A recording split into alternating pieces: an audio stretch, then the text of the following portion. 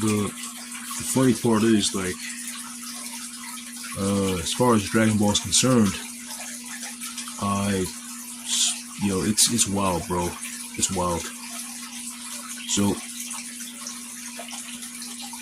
the only reason I know I draw muscles is because of Akira Toriyama's work, Like, I can close my eyes and I can just visualize Goku in his head. He likes to draw Dragon Ball Z a lot.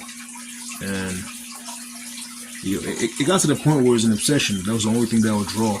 And my fellow artsy friends would tease me on it, like, oh, the only thing you can draw is Dragon Ball. Oh, stick to Dragon Ball. And then it wasn't until I ventured out of Dragon Ball that they took me seriously, I guess. Some friends they were, I guess, but yeah, Dragon Ball is a big part of my life, actually. Growing up, watching on the Toonami days, I remember being a little kid. I think my favorite Goku moment was when he turned Super Saiyan 3, because we already seen Super Saiyan 1 and Super Saiyan 2. We already seen the transformations, right? But it's funny because it was spoiled for me for a sense. Everyone was talking about it at school. I'll never forget it. I was in the first grade, and everyone was talking about it, like, yo, man, did you see that transformation last night? It was freaking insane. It was insane. I'm like, what are you talking about? Last night is insane. As a side tangent, that's how I knew there was DBZ Uncut. But yeah, I went after school, right? And then I waited for the actual episode to drop, and Goku was transforming. I was like, holy hell, man. And then I remember for half the episode, I might be having a ball things, but I remember for a big chunk of the episode, the stadium was shaking around, the world was shaking, not the stadium, but the world was shaking. You had these hurricanes and shit. It was wild. This man caused an avalanche of wind and hail, and the electricity just bombarded the skies. He had Master Roshi and the Z Fighter shook. This man was literally, like, he was a force of nature, a force to be reckoned with. And it was dope. It was incredible to see him just power through all that and become the very best. And that's the essence of what Dragon Ball is about, being the very best. It's funny, like, I didn't even know what bodybuilding was prior to being an anime fan, right? I never really knew what the fuck it was, right? It wasn't until, like, I got into weightlifting and I realized, the only reason I'm really, really extremely big into the bodybuilding aesthetic is, Dragon Ball. Yes, my dad had a big influence on that because I wanted to beat him in wrestling, but the physical aspect of it, the artistic aspect of it was Dragon Ball related. I was very, very, very, very heavily motivated by Dragon Ball, very heavily influenced by Dragon Ball in that sense. This is why I still try my best to develop an aesthetic physique. It's just, yeah, man. Hearing the passing of Akira Toriyama really, really, I think it really took a chunk out of me and everybody in the community. In the manga community, the anime community, the bodybuilding community. Because, these characters you grow up with them.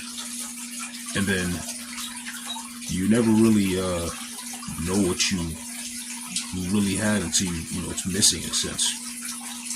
That's the crazy part about it. Like, that's how life is. We take so many things for granted in life.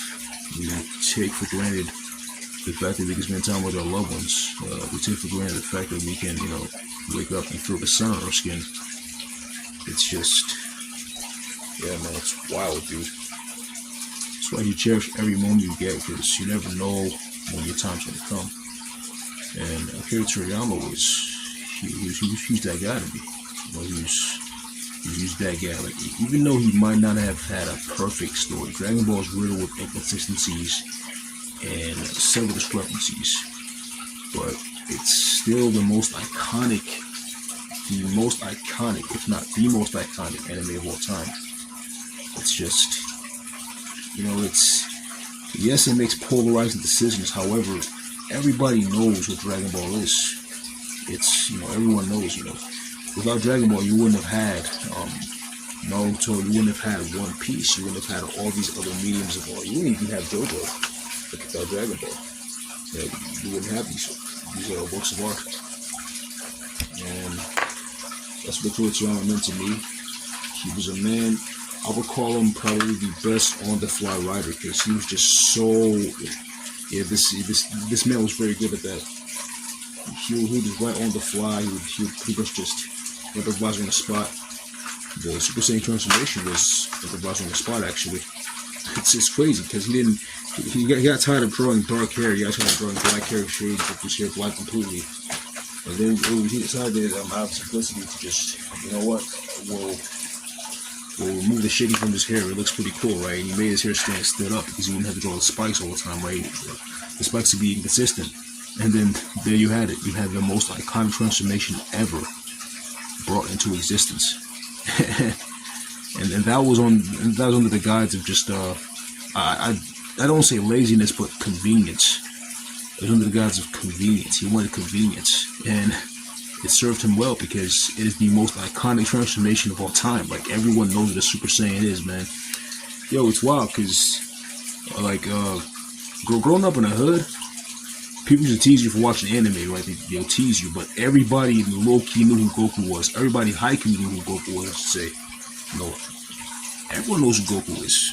That's the funny part about it. So the fact that we were getting bullied because of, oh, you watch anime. It's funny. Like, you ask every single hood dude, hell, you go to a freaking gangbanger and ask this guy, right? Like, you pull up to a freaking Southside Chicago crib, right? And you show a picture of, you know, freaking pull up Son Goku on your phone, right? And this man would know who Goku was. That's how iconic Akira Toriyama is as an artist, and that's what it meant to be. You know, I never forget it. I figured, wow, man, this is taking me back. It's taking me way, way, way back. Because, you know, I was always a kid that drew a lot in class. And, you know, I was always that, that kid who just, you know, who sort of minded his own business. Was kind of the odd duck out of the family. You know, yeah, I was kind of, you know, in the background just chilling and all that, right? And then when people find out I can draw, it's just, they're like, wow, that's how, it's surprising. I'm like, how's it surprising? I'm just a guy in the cut, you know, drawing. Well, yeah, that's essentially how I feel about this type of situation. Akira Toriyama, thank you for making me, you know, giving me the influence to become an artist. Thank you for motivating several, you know, a collection of centennials and millennials and, you know, older Zoomers who are old enough to remember, you know, Dragon Ball, old enough to remember these, you know, beautiful stories that you told.